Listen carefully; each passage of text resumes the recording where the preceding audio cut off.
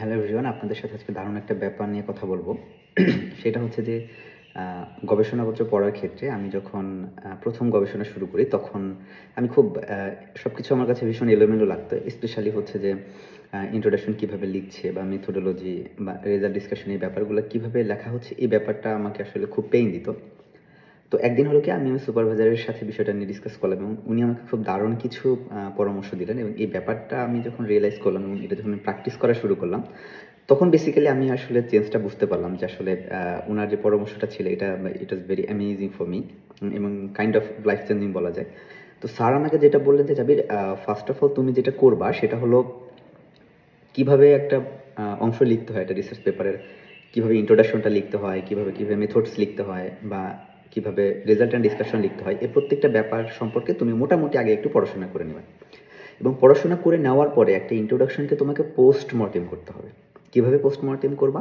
যে ইন্ট্রোডাকশনে তুমি যে বিষয়গুলো জানলা, যে একটা ইন্ট্রোডাকশনে এই সেগমেন্টগুলো থাকে, এখন তোমাকে যেটা করতে হবে, এই যে তোমার জানা যে নলেজটা, এটা আসলে একটা রিসার্চ পেপার ইমপ্লিমেন্ট করেছি কিনা, এটা তোমাকে এখন মিলাই দেখতে হবে। এখন উনি বলল যে তুমি দেখবে একটা ইন্ট্রোডাকশনের প্রত্যেকটা অংশে বা একটা মেথডসের কথা যদি বলি বা আমরা যদি রেজাল্ট অ্যান্ড ডিসকাশনের কথা বলি, যে সেকশনই বলি না কেন, এটার আসলে কিছু কম্পোনেন্টস থাকে। এখন আমাদের যে দায়িত্বটা সেটা হচ্ছে এই কম্পোনেন্টসগুলা রিসার্চ পেপারের ওই পার্টিকুলার অংশে আছে কিনা, এটা আমাদেরকে আসলে চেক করতে হবে।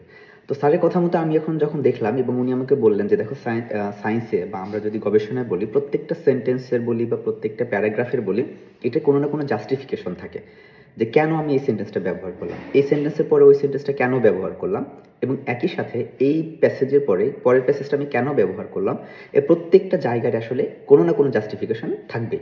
তো সেই পয়েন্ট অফ ভিউ থেকে স্যার আমাকে যেটা বলার পরে আমি তখন আর কি এইভাবে আপনার একদম রিসার্চ পেপার প্রিন্ট করে নিয়ে আসলাম। প্রিন্ট করে নিয়ে আসার পরে তখন পেন্সিল নিয়ে বসে গেলাম যে আচ্ছা, প্রথম প্যাসেজটা বা প্রথম প্যারাগ্রাফটা আসলে কি নিয়ে কথা বলছে, কোন বিষয়গুলো নিয়ে কথা বলছে।